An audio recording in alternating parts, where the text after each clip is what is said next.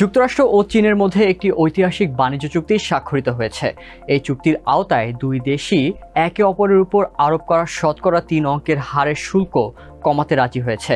এই সিদ্ধান্তে বাজারে স্বস্তি ফিরেছে এবং বিশ্বজুড়ে ব্যবসায়িক মহলে কিছুটা হলেও স্বস্তির নিঃশ্বাস মিলেছে। তবে এই ঘটনা আরও একটি বিষয় পরিষ্কার করে দিয়েছে। অর্থনৈতিক বাস্তবতা এমন এক শক্তি যার সামনে সবারই মাথা নত করতে হয়। কিন্তু কি এমন হলো যাতে এই দুই দেশের মধ্যে বরফ হঠাৎই গলতে শুরু করলো? পলিটিকোর এক প্রতিবেদনে বলা হয়, চুক্তিটি হয়েছে সুইজারল্যান্ডের জেনেভায়, যেখানে যুক্তরাষ্ট্র ও চীন সম্মত হয়েছে একে অপরের উপর আরোপিত কঠোর শুল্ক কমাতে। যদিও চীন এখনও তাদের বাণিজ্য নীতিতে কোনো মৌলিক পরিবর্তনের প্রতিশ্রুতি দেয়নি, তবুও দুই দেশ বুঝতে পেরেছে একে অপরের সঙ্গে পুরোপুরি অর্থনৈতিক বিচ্ছেদ বা ডিকাপলিং নিজেদের বিপদ ডেকে আনবে। এখন যে কোনো ব্র্যান্ডের পুরাতন এসি বদলে নতুন ওয়ালটন এসিতে উপভোগ করুন 25% ছাড়। যুক্তরাষ্ট্রের অর্থমন্ত্রী স্কট বেসেন্ট পরিষ্কার করে বলেছেন, তাদের লক্ষ্য চীনের সঙ্গে পুরোপুরি বাণিজ্যিক বিচ্ছেদ নয়। আর ট্রাম্পের সাবেক উপদেষ্টা স্টিভ ব্যানন বলেছেন, এটা সম্পূর্ণ বিজয় না হলেও একটি গুরুত্বপূর্ণ অগ্রগতি।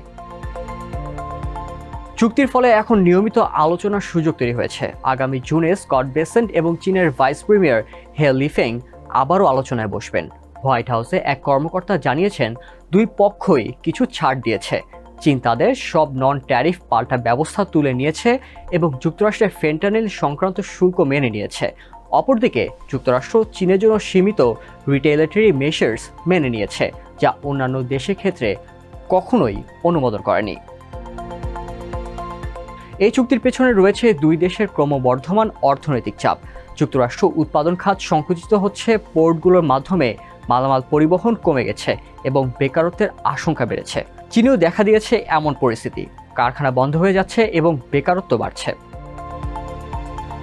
সিফারার ক্যাপিটাল পার্টনার্সের চীনা বিষয়ক গবেষণা বিভাগের পরিচালক নিকোলাস বোর্স বলেছেন, উভয় পক্ষই চাইছে যেন মনে হয় অপর পক্ষ বেশি চাপের মধ্যে ছিল, কিন্তু বাস্তবতা হলো এই চুক্তি কেবল অর্থনৈতিক কষ্টের শুরু। যুক্তরাষ্ট্র এখনও চীনা পণ্যের উপর 30% শুল্ক রয়েছে, যা অনেক ব্যবসার লাভ কমিয়ে দিয়েছে। ইয়েল বাজেট ল্যাবের মতে, এই শুল্ক কমানোর পরও যুক্তরাষ্ট্রের গড় কার্যকর শুল্ক হার 17.8%, যা 1937 সালের পর সর্বোচ্চ। সাবেক মার্কিন ট্রেড কর্মকর্তা হ্যারি ব্রডম্যান বলেন, 30% মূল্যবৃদ্ধি কোনো ছোট বিষয় না। এই খরচটা শেষ পর্যন্ত কেউ না কেউই বহন করবে। এই শুল্কের প্রভাব পড়েছে সমগ্র সাপ্লাই চেইনে।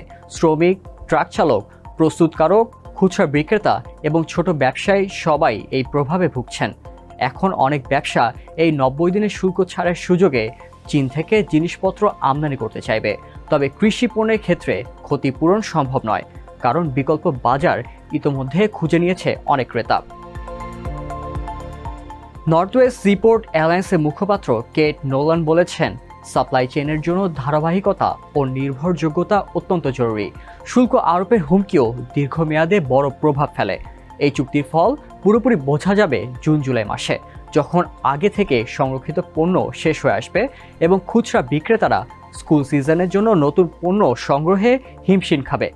যদিও শুল্ক 30% কমেছে, কিছু ব্যবসার জন্য তা এখনও অনেক বেশি এবং উৎপাদন ব্যয় বহন করা কঠিন হয়ে পড়েছে। ন্যাশনাল রিটেল ফেডারেশনের উপসভাপতি জোনাথন গোল্ড বলেন, 25% বেশি শুল্ক হলে তার প্রভাব অনেক বেশি। যত বেশি শুল্ক, তত বেশি খরচ পণ্য চাপিয়ে দেওয়া হয়। এই অর্থনৈতিক বাস্তবতার মুখে হোয়াইট হাউস চীনের সঙ্গে আলোচনায় বসতে বাধ্য হয়। এক সাবেক প্রশাসনিক কর্মকর্তা জানান, যুক্তরাষ্ট্রের প্রতিরক্ষা এবং গাড়ি নির্মাতা শিল্প চীনের রেয়ার আর্থ ম্যাগনেট ছাড়া উৎপাদন চালিয়ে যেতে পারবে না বলে হোয়াইট হাউসের উপর চাপ সৃষ্টি করে। তখনই তারা চীনের সঙ্গে আলোচনায় বসার সিদ্ধান্ত নেয়।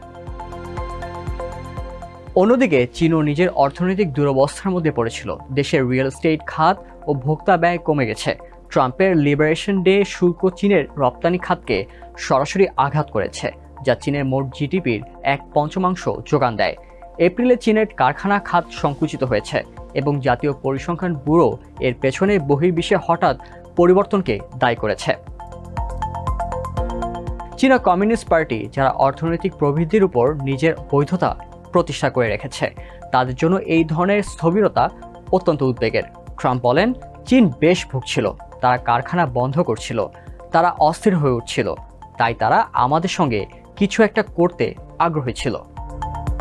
চূড়ান্ত চুক্তি শুল্ক হারের পরিমাণ ট্রাম্প আগের সপ্তাহে ট্রুথ সোশ্যালে যে 80% বলেছিলেন তার চেয়েও বেশি হয়েছে। তবে তারপরও অনেক শিল্পপতি বলছেন এটি এখনও আগের তুলনায় অনেক বেশি এবং বিনিয়োগ সিদ্ধান্তে প্রভাব ফেলতে পারে। সাবেক ন্যাশনাল ইকোনমিক কাউন্সিলের উপপরিচালক এভারেট আইসেনস্ট্যাট বলেন, শুল্ক হ্রাস অনেক ব্যবসার জন্য ভালো দিক, তবে বড় কোনো অবকাঠামো প্রকল্পে বিনিয়োগের আগে এখনও অনেক প্রশ্নই থেকে যায়। এই হার কি স্থায়ী হবে? এদিকে বাণিজ্য সীমাবদ্ধতার সমর্থকেরা আংশিক বিজয়ে খুশি।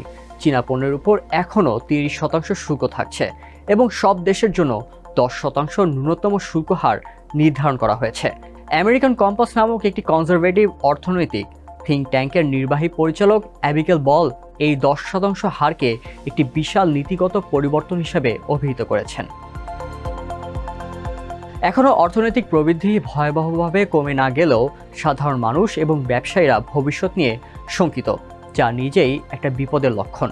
ফেডারেল রিজার্ভের সাবেক কর্মকর্তা স্টিভেন কামিন বলেন, 145% থেকে 30% শুল্ক কমানো মানে অনেক পণ্য আগের মতো একেবারে নিষিদ্ধ না হলেও এখনও বেশ ব্যয়বহুল। তবে এই পরিবর্তনের পরও চীনা রপ্তানিকারকদের জন্য পুনরায় মার্কিন বাজারে প্রবেশ সহজ হবে না। তারা ইতোমধ্যে জাহাজ চালনার পথ ঘুরিয়ে দিয়েছে দক্ষিণ পূর্ব এশিয়া ও ল্যাটিন আমেরিকার বাজারে।